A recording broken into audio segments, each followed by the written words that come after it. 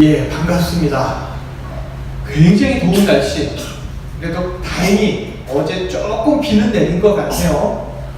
비가 오진 않아서 농사도 엉망이고, 또 비가 오지 않아서 많은 사람들이 더위에 시달리면서 건강까지 해치는 그런 일들이 벌어지고 있는데, 이 시간만큼은 주님의 은혜의 비가 우리 모두의 영혼에 촉촉히 내리기를 주님의 이름으로 축원합니다.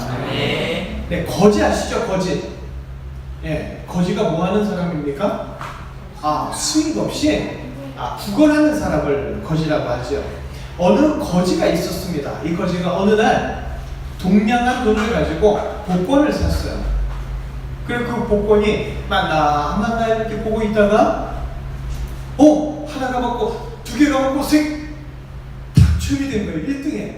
그래서 너무 기쁜 나머지 와 이러면서 막 뛰다 보니까 한강까지 이르는 거예요.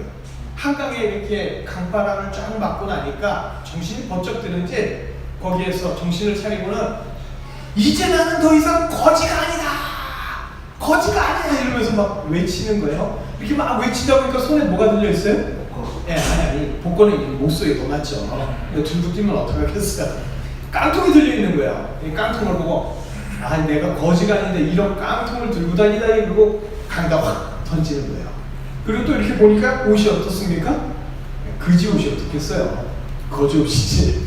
막 무더기로 막 냄새나는 그 옷을 가지고 확 벗어서 이제 이런 무더기 옷도 안녕이다 그러고 탁 던진 거예요. 근데 던지는 순간 아차 싶은 거죠. 자기가 복권을 어디다 놔뒀어요? 옷 속에다가 놔둔 거예요. 그러나 이미 떠내려간 옷. 그 이후에 친구 거지들을 만나서 아무리 자기가 복권에 당첨됐다고 말해도 아무도 안 믿는 것이죠. 우리 이 시간은 복권 당첨보다 더 귀중한 생명 당첨의 시간인 줄을 믿습니다. 나에게 소중한 것이 어디에 있는지를 알아야 하고요. 버릴 걸 버리고 취할 걸 취해야죠.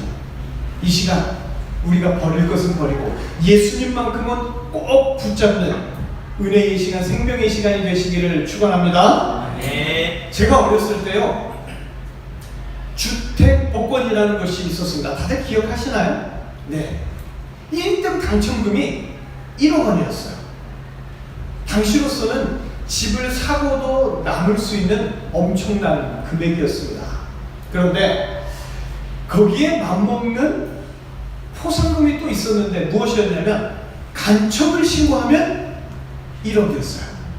간첩선을 신고하면 1억 5천만 원이었고, 그게 여기저기 막 이렇게 붙어 있었던 제 어린 시절의 기억이 떠오릅니다. 남북한은요, 분단된 채 전쟁을 잠시 멈추고 있는 휴전 상태이죠. 그래서 서로를 연탐하기 위해서 간첩을 은밀하게 파견합니다. 그래서 간첩은 절대 자신의 정체를 들키면 안 됩니다. 자신의 신분을 공개하지 않고 꽁꽁 숨긴 채 첩보 활동을 하면서 정보를 모아야죠. 하지만 정말 아이러니한 것은 무엇이냐면 현대를 사는 수많은 사람들이 마치 간첩처럼 자신을 숨긴 채 그렇게 살아가고 있다라는 거예요. 간첩이 당연히 자신의 신분을 숨기겠죠. 하지만 간첩이 아닌데도, 그렇게 숨겨야 할 이유가 없는데도 불구하고 현대인들은 점점 자신을 드러내지 않고 주변 이웃들로부터 간섭받지 않으려고 자신을 숨겨놓습니다. 그런 걸 이렇게 가르쳐 익명사회라고 하죠. 익명성이 보장된 사회. 예전에는요, 이웃끼리 서로 집안의 대소사까지 다 알 정도로 가까이 지냈어요. 그래서 이웃사촌이라는 말까지 있었죠. 하지만 시간이 지날수록 이웃끼리 누가 사는지도 모르죠. 그렇게 고립된 삶을 현대인들은 살아갑니다. 이웃끼리 서로 신뢰하면서, 서로 공개하면서, 서로 도와주면서 그렇게 사는 것은 이미 옛날 일이 되어버렸어요. 현대사회는 나 자신을 공개할수록 오해받고 대적자가 생기고 미워하는 사람들이 많이 생길 거라고 생각해서 점점 자신을 드러내지 않습니다. 그래서 바로 옆집에 누가 사는지 알지도 못하고 알려고도 하지 않고요, 나를 알려주지도 않습니다. 그러다 보니까 옆집에 사는 독거노인이 돌아가셨는데 수개월이 지나서야 시체 썩는 냄새 때문에 누군가가 죽었구나라는 사실을 알게 되는 안타까운 일들도 계속해서 벌어지고 있죠. 요즘 가끔씩 뉴스를 장식하는 층간소음 문제, 이거 역시 서로를 모르기 때문에 서로 욕하고 싸우고 심지어 칼부림까지 하면서 죽이는 일까지 벌어지고 있습니다. 이 시대를 살아가는 사람들은 번잡하고 시끄러우기 싫어서 자신을 공개하지 않고 드러내지 않고 살고자 하지만 자신이 원하던 조용한 삶, 평안한 삶이 아니라 간첩처럼 불안하고 믿지 못하는 삶을 살아가는 안타까운 현실이 바로 이 시대를 살아가고 있는 우리의 현실입니다. 자, 우리는 계속해서 멋진 믿음의 여인 라합의 이야기 속에서 놀라운 은혜를 계속 발견하고 있습니다. 그렇죠? 그런데 그 라합이 오늘 참으로 난감한 상황에 빠진 거예요. 라합은 이스라엘의 두 정탐꾼을 목숨 걸고 숨겨주었습니다. 그리고 그들로부터 내가 너네 구해주었으니까 너희들도 나에게 보답을 해야 되지 않느냐 했을 때 생명을 걸고 하나님의 명령으로 이스라엘이 여리고에 발을 디뎠을 때 라합과 라합의 가족들을 지켜주겠다고 정탐꾼들로부터 다짐까지 받았어요. 그리고 그들을 라합을 번뜩이는 지혜로 무사히 돌려보내기까지 했습니다. 자, 이제 라합은 이스라엘을 기다리면 되는 거예요. 그런데 정탐꾼들의 요구가 하나 있었는데 그것이 무엇이냐면 오늘 우리가 함께 읽었던 붉은 줄을 창문에 잘 보이도록 매달아 놓으라는 겁니다. 자, 두 정탐꾼이 떠나고요, 언젠가 이스라엘이 들어올 거예요. 그 이스라엘이 코앞에까지 왔어요. 그런데 이스라엘은 쳐들어오는 게 아니라 여리고 주변을 빙글빙글 돌고 있습니다. 자, 이럴 때 라합으로서는 언제 이스라엘이 하나님의 명령으로 여리고 성 안으로 들어올 건지 정확한 때를 라합은 알지를 못해요. 그때가 언제든 정탐꾼들의 약속대로 자신과 자신의 가족들이 보호받으려면 붉은 줄을 매달아 놓아야겠죠. 그런데 붉은 줄을 창문에 매달아 놓는다는 것이 그리 쉬운 문제는 아니라는 거예요. 라합은 이미요 정탐꾼들을 숨겨줬어요. 그때 여리고 군사들이 닥쳤었죠. 이미 여리고의 군사들이 예의주시하고 있는 대상이 라합의 집이었습니다. 매일같이 여리고성을 빙글빙글 돌고 있는 이스라엘 때문에 여리고 성 안의 분위기는 아주 심각하고 험악할 거예요. 그런 상황에서 빨간색, 붉은 줄은 너무나도 눈에 잘 띌 거란 말이에요. 그 눈에 잘 띄는 붉은 줄을 창문에 걸어 놓으면 삼척동자라도 저거 뭔가 이상한데? 라고 의심하게 되겠죠. 라합에 뭔가 있는 거 아니야? 라는 것을 모든 여리고 사람들에게 공개하는 꼴이 된다는 거죠. 라합이 이스라엘과 연관이 있지 않을까라는 것을 여리고 전체에 알린 행위가 된다는 겁니다. 신호가 될 수 있는 이 붉은 줄은 아주 위험한 물건인 거예요. 라합이 살고자 한다면 붉은 줄을 달아서 자신을 공개하는 멍청한 짓은 하지 않는 것이 현명하겠죠. 자, 그렇다면 인간은 원래 자신을 드러내면 안 되는 존재일까? 하나님께서는 온 세상을 창조하시고 마지막 창조의 하이라이트로 인간을 창조하셨어요. 그리고 인간에게 하나님이 누구인지, 즉 세상을 창조하시고 만물을 다스리는 분이 누구인지 그 유일한 분을 알려주었습니다. 하나님은 인간에게 하나님 자신을 공개하셨어요. 어떤 분인지 잘 알도록 하셨습니다. 그리고 인간 역시 자신을 드러내고 공개하면서 하나님 앞에 나오기를 기뻐했던 존재였어요. 하나님께서 인간을 하나님의 자녀라고 그렇게 모든 피조물에게 공개해 주셨기 때문에 인간은 모든 만물을 다스리는 위치에 있을 수 있었고 모든 자연 만물로부터 인간은 존경을 받았습니다. 그러나 어느 때부터인가 인간은요, 주인의 명령을 들어야 하는 자기 스스로의 입장을 부끄러워하기 시작합니다. 자신이 한낱 피조물이라는 것을 숨기고 싶은 거예요. 스스로를 드러내지 않고 자신의 영광만 드러내면서 자신의 잘난 척만 공개하고 싶었습니다. 그렇게 자신을 감춘 채 하나님하고 동등하다는 것을 보여주고 싶어서 인간은 선악과를 먹고 타락하게 됩니다. 인간이 타락한 후에 하나님은 더 이상 인간이 하나님의 자녀인 것을 공개하지 않으세요. 타락한 인간은 자연에게도 그리고 사탄에게도 만만하고 우스운 존재가 되어서 오히려 인간이 자연을 두려워하고 사탄을 무서워하는 어처구니 없는 상황이 벌어지게 된 것이죠. 주변의 모든 것이 껄끄러운 것이 돼서 자신을 숨기고 드러내지 않고 숨죽이면서 살아가는 게 마치 평등한 것처럼 여겨지는 그런 세태가 된 겁니다.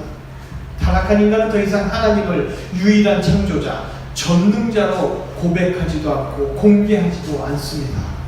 아버지 되신 하나님을 공개하지 않고 인정하지 않고 자기의 영광만 나타내려고 하면서 자신의 본 모습을 숨기려고 하지요. 경쟁에서 이기려면 자신의 삶할을 감추어야 한다. 뭐 이런 말 많이 들어보셨죠. 이런 격언에만 충실하면서 자신의 패를 숨기고 감추고 그러면서 눈치 보는 끊임없는 도박과 같은 삶을 타락한 인간은 하염없이 이어가고 있는 것이죠. 자, 오늘 라합의 이야기로 다시 돌아왔어요. 오늘 라합은 당장을 생각한다면 자신과 자신의 가족을 공개할 수가 없는 거예요. 매일같이 여리고 주변을 돌고 있는 이스라엘 대군 때문에 여리고의 민심은 민감할 대로 민감해져 있어요. 그럴 때 빨간 줄 내건다.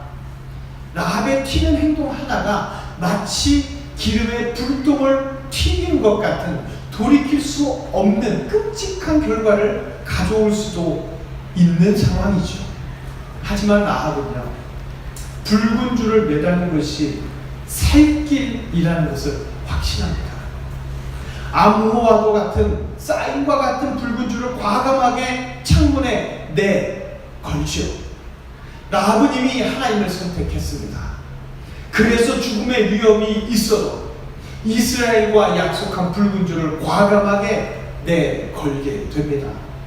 하나님은 라합을 위험 속에 놔두려고 붉은 줄을 걸게 하신 게 아니에요. 하나님은 서로 공개하면서 그렇게 공개함으로써 서로 긴밀하기를 원하시고 서로 소통하기를 원하시고 서로 도와주기를 하나님은 원하신 거죠. 붉은 줄은 여리고 사람들을 향한 공개가 아니라 바로 하나님을 향한 공개였던 거죠. 라합은 붉은 줄을 공개해서 주님과 소통하는 놀라운 역사가 일어난 줄로 믿습니다.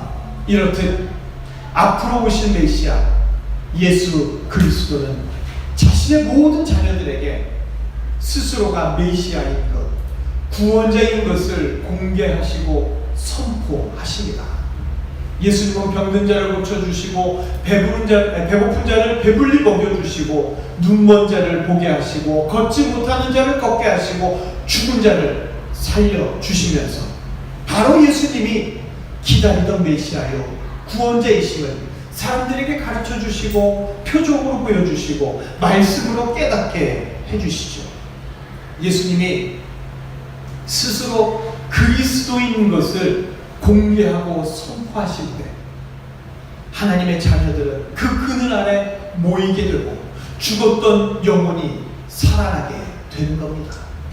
예수님이 그리스도인 것을 공개할 때 예수 그리스도를 향해서 내가 예수님을 따르겠노라고 그렇게 자신을 공개한 자들, 예수님은 그 자들을 모두 제자 삼으시고 그들의 인생을 숨어서 눈치 보는 인생에서 예수님의 영광을 드러내며 예수님의 사랑을 선포하는 세상이 주목하는 인생으로, 천국을 향하는 인생으로 바꾸어 주시는 줄을 믿습니다. 예수님은 메시아인 것을 공개하고 구원자인 것을 선포하기 위해 이 땅에 오셨음을 믿으시기를 바랍니다. 하지만 이 세상은 예수님을 잃어버렸어요. 예수님의 공개도, 예수님을 향한 나 자신의 공개도 좋지 않게 보는 시선으로 가득 차 있지요. 그러나 예수님은 세상의 분위기가 어떠하든지 간에 예수님 자신을 향하여 공개하는 성도를 다 지켜주실 수 있는 능력 있으신 분임을 믿으시길 바랍니다. 우리 요한복음 1장 3절 함께 읽어보실까요? 시작! 만물이 그로 말미암아 지은 바 되었으니 지은 것이 하나도 그가 없이는 되는 것이 없느니라. 아멘. 예수님은 천지를 창조하신 전능하신 하나님이십니다. 세상에 붉은 줄을 내리는 것을 시기하고 미워한다고 할지라도 예수님은 자기를 향해서 붉은 줄 내리는 자를, 예수님의 도움을 구하는 자를 다 도와주실 수 있고 다 살려줄 수 있는 그런 분이 바로 우리 예수님이십니다. 예수님의 신성은, 예수님의 신적 전능함은 예수님을 향하여 자신을 공개하고 자신을 드러내는 자를 정확하게 알아보시고 세상의 그 어떤 죽음의 집에서도 아무리 견고해 보이는 죽음의 성이라 할지라도 다 빼내어 구원해 주실 수 있는 분입니다. 인간 자신은 스스로 아무리 잘 숨겨도 질병으로부터 피할 수 없고 죽음으로부터 벗어날 수가 없지. 오직 메시아임을 공개하시는 예수 그리스도를 통해서 내가 따르겠다고, 내가 믿겠노라고 나를 드러내고 나를 공개할 때 예수님은 세상을 향하여, 죽음과 사망을 향하여 예수님을 향해 공개한 자를 이가 바로 나의 신부다라고 공개하시고 선포하시면서 예수님의 집 천국으로 인도하시는 줄을 믿습니다. 예수님은 이 땅에서 신부를 찾는 신랑으로, 세상을 구원할 메시아로서 자신을 드러내십니다. 하지만 예수님이 자신을 드러내실 때, 공개하실 때 인간들은 배척하기 바빴어요. 예수님의 공개에 조금도 귀를 기울이지 않았습니다. 오히려 예수님을 향해서 심성고독하는 자라고 모함하고 탄원하고 죽음에 넘기려고만 하죠. 예수님이 병 고치고 많은 이들을 먹여주고 그렇게 기적을 행하실 때, 그러면서 스스로 메시아임을 드러내실 때 그걸 가지고 눈을 속이는 속임수다, 귀신의 힘을 빌린 잘못된 짓이다, 사람을 미혹해 하는 자가 바로 저 청년 예수다 하면서 몰아세우고 미워했습니다. 예수님의 공생의 후반부로 갈수록 예수님은 자신을 더 많이 공개하셨어요. 더 많이 드러내셨어요. 그러면서 말씀하시기를 나는 하늘에서 내려온 떡이다, 생명의 떡이다, 그렇게 말씀하실 때 그 말에 예수님이 점점 자신을 드러내는 것에 부담을 느껴서 많은 제자들이 다 떠나갔습니다. 오히려 예수님이 자신을 공개하지 않으셨다면 예수님의 인기는 점점 높아졌을지 몰라요. 그러나 예수님이 자신을 공개하면 할수록 예수님의 인기는 떨어졌습니다. 바로 예수님이 십자가에 달려 죽으셔야 하는 그런 메시아인 것을 예수님이 공개하셨기 때문이죠. 예수님은 자신이 누구인지를 공개하셨어요. 세상을 구원할 예수님에게로 다 모으기를 원하셨습니다. 하지만 사람들은 예수님의 공개도 원하지 않았고 예수님 앞으로 나아가 스스로를 공개하는 것도 원하지 않았습니다. 지금까지도 사람들은 예수님에 대해서 별로 아는 거 관심이 없어요. 예수님의 시야에서 벗어나서 그저 자신을 꽁꽁 숨긴 채 살아가면서 예수님과는 점점 더 멀어지고 있지요. 예수님은 이 땅에 오셔서 자신을 공개하시는 사역을 하셨습니다. 자신의 자녀들에게 예수님이 누구인지를 알고 예수님께 나와서 구원을 얻도록 하시려고 끊임없이 자신이 누구인지를 말씀해 주시고 드러내 주셨어요. 가시는 곳마다 기적을 행하시면서 자신을 나타내셨고 만나는 이들마다 말씀을 들려주면서 자신을 공개하셨고 그리고 십자가의 죽으심으로 모든 죄를 대속할 어린 양으로서 죄를 해결할 유일한 대속자로서 자신을 또한 알려주셨습니다. 예수님이 세례받으실 때 하늘에서 음성이 들리고 비둘기 형상이 하늘로부터 내려와서 예수님이 메시아인 것을 만천하에 공개하셨죠. 세례 요한은 예수님을 향하여 저분이 바로 그리스도다. 나는 그분의 신발끈을 풀 자격도 안 된다라고 하면서 예수님을 공개했습니다. 구약의 수많은 선지자들 역시 자신의 삶과 사역을 통해서 끊임없이 오실 메시아 바로 예수님을 공개했지요. 예수님은 이렇게 이 세상에 오셔서 자신 스스로를 메시아라고 공개하시고 또한 모이는 주의 자녀들의 죄악을 만천하에 드러나게 하시면서 그 죄를 용서하시고 다 구원하실 것을 공개하고 선포하신 줄을 믿으시기를 바랍니다. 드러내는 것, 공개, 바로 신랑 예수님이 신부를 향한 사랑의 선포입니다. 예수님의 공개는 사랑하는 자들을 향하여 구원의 두 팔을 활짝 펴고 예수님 자신을 알리는 거예요. 그리고 예수님의 사랑의 선포의 대상자들은 예수님을 바로 나의 구주로 고백하는 것, 그것이 바로 공개입니다. 예수님이 자신을 공개하셨기 때문에 그 사랑의 선포를 들은 사람은 결코 예수님을 부끄럽게 여기지 않고 예수님을 감추지 않게 되는 거죠. 우리 마태복음 한 장 읽어보실까요? 자, 함께 읽겠습니다. 시작. 천국은 마치 밭에 감추인 모아와 같으니 사람이 이를 발견한 후 숨겨두고 기뻐하며 돌아가서 자기의 소유를 팔아 그 밭을 상산하라. 아멘. 어떤 사람이 일을 하다가 밭에서 엄청난 보화를 발견했어요. 그리고 그걸 숨겨두고 가서 모든 것을 다 팔아서 그 밭을 사죠. 그리고 그 밭의 주인이 자기가 그 보화를 차지하게 된다는 이야기예요. 감추인 보화가 드러나듯이 예수님은 자신을 드러내셔서 세상의 가장 값진 보배이신 그 예수님을 발견하게 될 때 자신의 소유를 다 팔아서 밭을 사듯이 앞뒤 재고 계산하기에 앞서서 예수님을 감추지 않고 내가 예수님 따르는 제자라고 과감히 밝히는 것, 그것이 바로 오늘 성경에서 말하고 있는 공개입니다. 만약 라합이 잠시 안전을 생각해서 붉은 줄을 매지 않았다 그랬다면 그녀와 그녀의 가족들은 다른 여리고 주민들과 전혀 구분되지 않아서 함께 죽임당하는 끔찍한 결과를 맞이하게 됐을 거예요.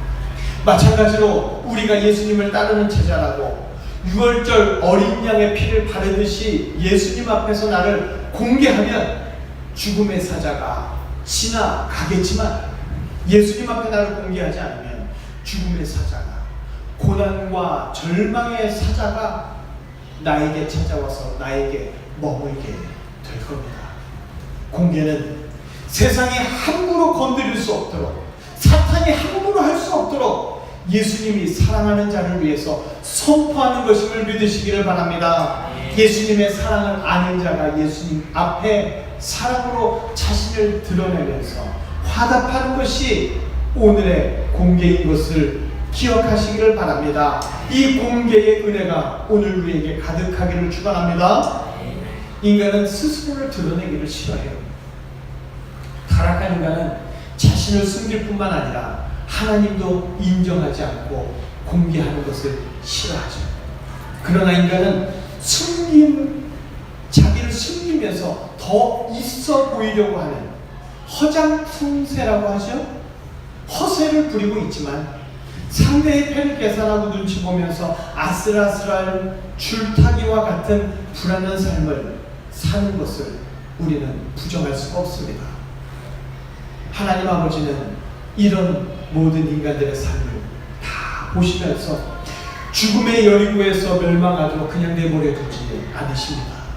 예수님을 보내주셔서 모든 인간들로 하여금 예수님을 알게 하시고 예수님께 자신을 공개하는 모든 이들을 죽음의 성에서 이끌어내어서 생명의 성 천국으로 인도하십니다. 하나님 아버지는 예수님이 삼위일체 하나님이심을 공개하시고 예수님으로 하여금 예수님을 믿고 고백하는 모든 이들을 하나님의 자녀로 선포하도록 역사하여 주십니다.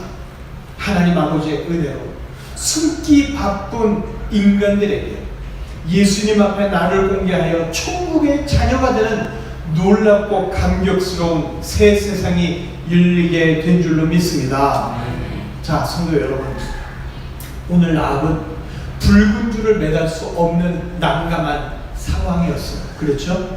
그러나 라합은 어떤 위험이 오더라도 그것을 감수하고 과감하게 붉은 줄을 매달았습니다.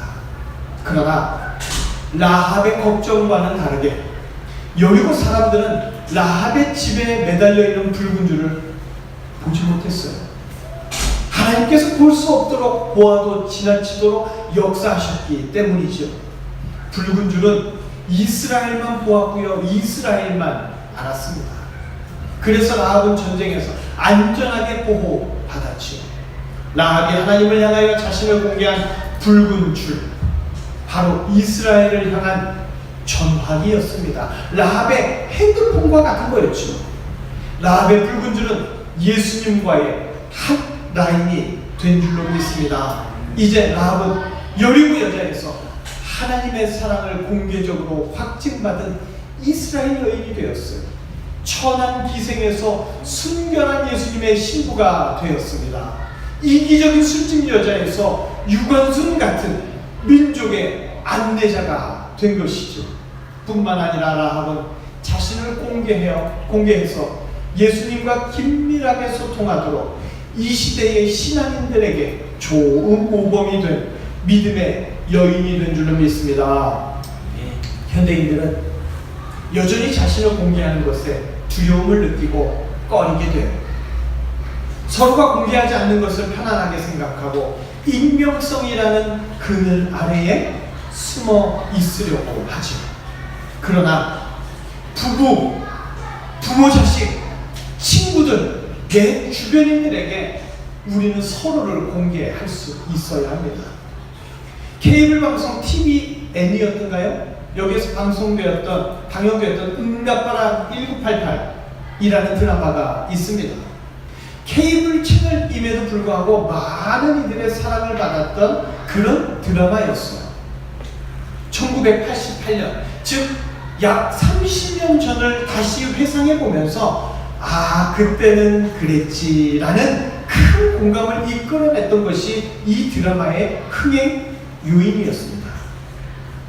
드라마에서 한 동네 사람들이 그저 이웃집이라기보다는 가까운 친척들로 이루어진 것 같은 착각이 들 정도로 가깝게 지내고 서로가 서로에게 위로해주고 격려하고 힘을 주는 그러한 모습을 극중에서 많은 사람들이 보고 감동을 느꼈습니다. 많은 이들이 보면서 따뜻한 마음이 생겼죠.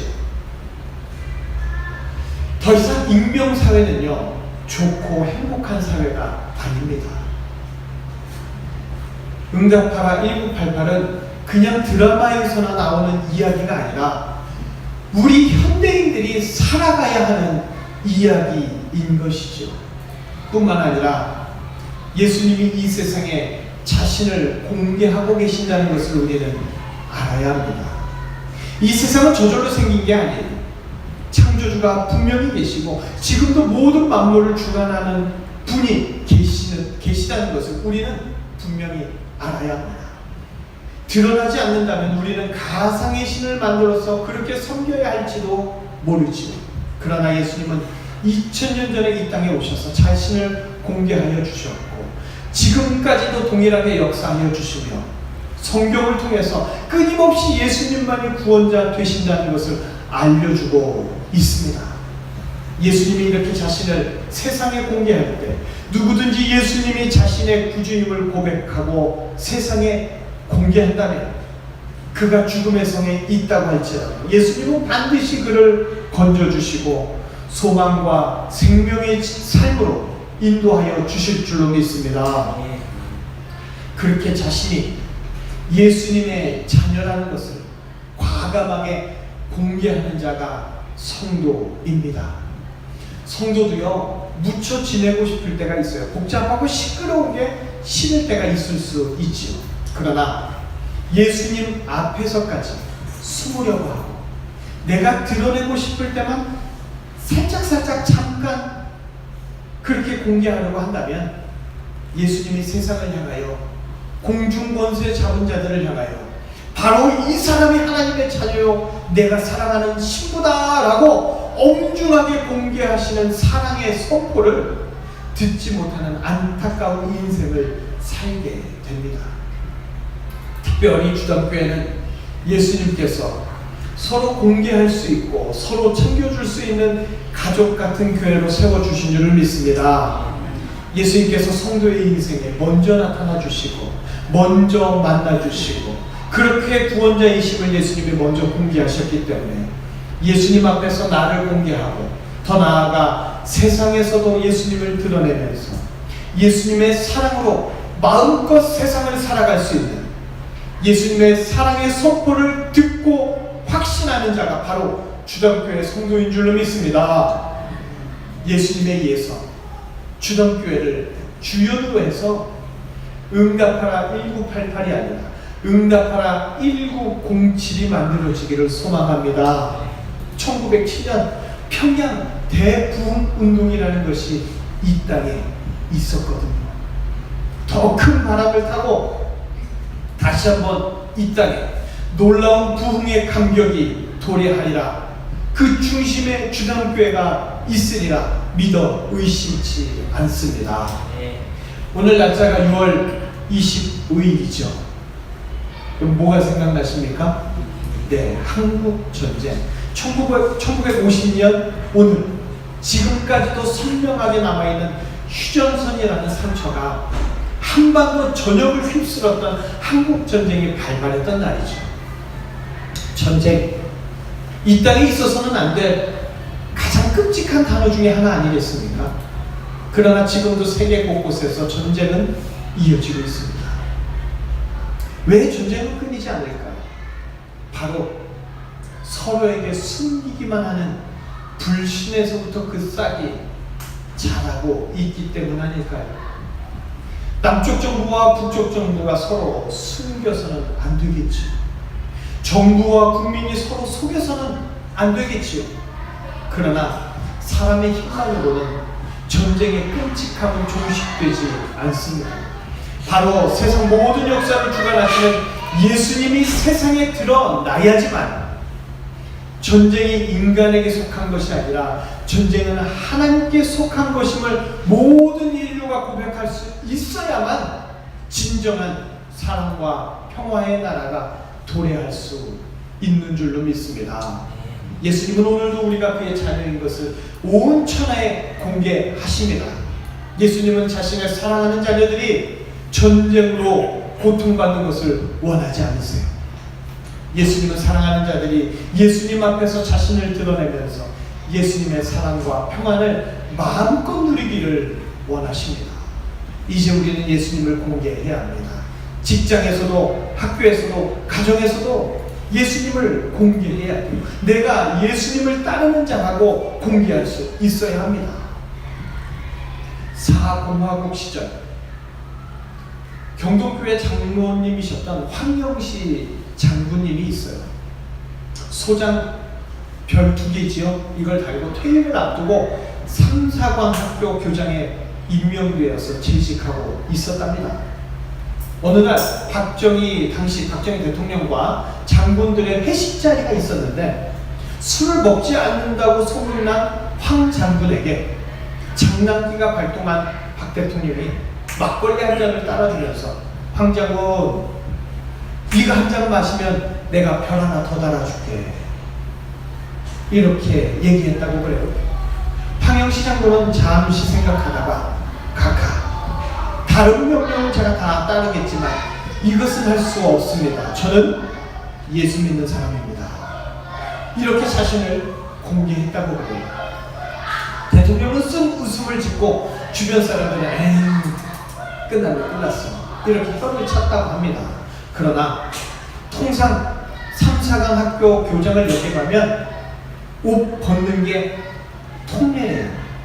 하지만 오히려 황 장군은 줏대 있는 사람으로 평가되어서 별 하나를 더 달고 1군단 사령부 사령관이 되었다는 이야기를 제가 아는 목사님께서 늘 당신의 뒷이야기를 해주셨던 말씀입니다. 예수님은요, 예수님을 드러내고 공개하는 예수님의 자녀들을 결코 죽음의 성, 멸망의 성에 내버려 두시지 않습니다. 우리 모두가 라합이 붉은 줄을 매단 것처럼 반드시 예수님을 나의 구주로 공개하면서 예수님의 구원을 얻는 자들이 되기를 축원합니다. 공개, 예수님을 드러내는 것, 오늘 이 한마디가 우리의 마음속에서 지워지지 않기를 바랍니다. 지금 우리는 예배를 드리고 있죠. 바로 이 예배에 참석하는 것이, 이 예배에 참여하고 있는 것이 예수님을 공개적으로 섬기는 것이 되죠. 예배에 참여하면 우리는 인생에서 예수님을 공개하고 드러내게 됩니다. 화창하고 좋은 날씨, 어제는 아주 날씨가 좀 그랬는데 지금 오실 때 참 날씨 좋았죠? 어디 놀러 가거나 집안에서 편안한 휴식을 즐기기에 너무나도 적당한 시간입니다. 그러나 우리는 지금 예배를 드리러 이 자리에 나와 있지요. 점심도 비싸고 고급스러운 음식이 아닙니다. 오늘 점심 냉면이라고 그러네. 장소도 멋있는 명소가 아니에요. 앉고 계신 이 의자도 최고급 의자가 아닙니다. 그럼에도 예배의 자리에 있는 이유는 바로 예수님이 좋아서죠. 예수님이 좋다는 것을 이 자리에 나오는 것으로 세상 모든 사람들에게 공개하는 것이 바로 예배입니다. 또 전도하면서 나를 세상에 공개하고 예수님을 드러내는 것. 예배란 예수님을 향해서 믿음의 붉은 줄을 내리고 내가 여기 있으니 주여 나를 도와주십시오 하는 요청이자 사인인 것을 기억하시기를 바랍니다. 예수님은 예수님을 드러내고 예수님 앞에 자신을 공개하는 자를 반드시 도와주십니다. 그 인생 순간순간마다 예수님은 일일이 개입하셔서 조금 더 비틀거리지 않는 인생, 세상으로 하여금 존경받는 인생 되도록 강하게 역사하여 주실 줄로 믿습니다. 예배 때 붉은 줄을 내리는 자들마다 라합을 사망의 성에서 살려주신 것처럼 예수님께서 모든 질병, 사망, 고통에서 분명히 건져 주심을 믿으시기를 바랍니다. 오늘 예배를 통해서 너는 내 사랑하는 아들이다, 너는 내 사랑하는 딸이다, 지금도 외치고 계시는 예수님의 사랑의 선포가 이번 일주일 내내 우리의 귓전에서 크게 맴돌기를 주님의 이름으로 축원합니다. 기도하겠습니다.